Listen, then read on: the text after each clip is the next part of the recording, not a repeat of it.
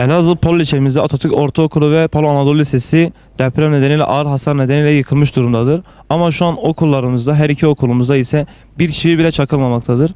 Yani ileride gençlerimiz, kardeşlerimiz nerede okuyacak, hangi okula gidecek hiçbir bilgimiz yok. Yani bunu devlet büyüklerimizden bir an önce müracaat edilmesini bekliyoruz, talep ediyoruz. İlçemizde yıkılan okulların 2 tane okul yıkıldı. Anadolu Lisesi ve Palo İlköğretim Okulu. Hiçbir ansızın böyle ağır hasar olması nedeniyle bir an önce apar topar okullar yıkıldı ve hiçbir şekilde şu ana kadar büyüklerimiz, yetkililerimiz hiçbir şekilde ses çıkarmadılar. Okullar açılmak üzere, henüz bir temel açılmadı. Hiçbir bilgilendirme yok. İlçemiz çok zor durumda. Yarın tekrar okullar açılacak. Öğrencilerimiz nereye gidecek, nasıl ders görecek, ne yapacaklar?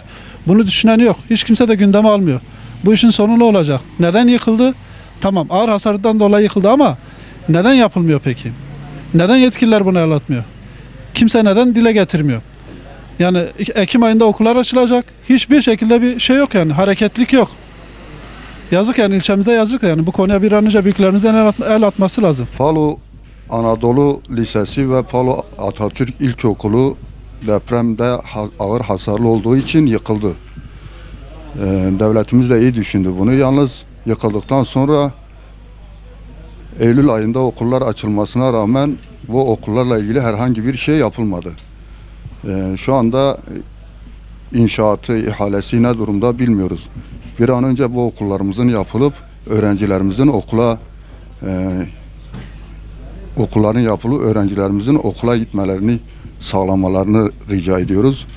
Bu okullarla ilgili nasıl bir düşünceleri var, kamuoyuna da bilgilendirilmelerini istiyoruz. 24 Ocak'ta meydana gelen depremden sonra diğer Elazığ'da ve ilçelerdeki hasarda bizim ilçemizde bulunan Palo'da da okullarımız hasar gördü. Palo Lisesi ve Palo Atatürk Ortaokulu. 2 okul da yıkılma kararı aldıktan sonra yıkıldı. Okulların açılmasına 2 ay kaldı ama henüz Palo'da bir okulların yapılıp yapılmayacağına dair bir temel çalışmasına dahi başlanılmadı. Yani çocuklarımız Palo Lisesi'ne ve Atatürk Ortaokulu'na gitmek istiyorlar. Nasıl olacak? Yani yetkililerden herhangi bir açıklama da yok. Yani biz okullarının bir an önce yapılmasını istiyoruz. Elazığ merkezde bu okullar yapılmaya başlandı. Diğer yerde de yapıldı. Niye Palo'da yapılmıyor? Yetkililer bu konuda çaba göstersinler. Bir an önce bir açıklama bekliyoruz. Yani okullarımızın yapılmaması için hiçbir neden de yok. TOKİ evleri yapıyor. Diğer çalışmalar oluyor. Diğer istihdamlar oluyor ama Palo'daki 2 okulda henüz bir açıklama yok.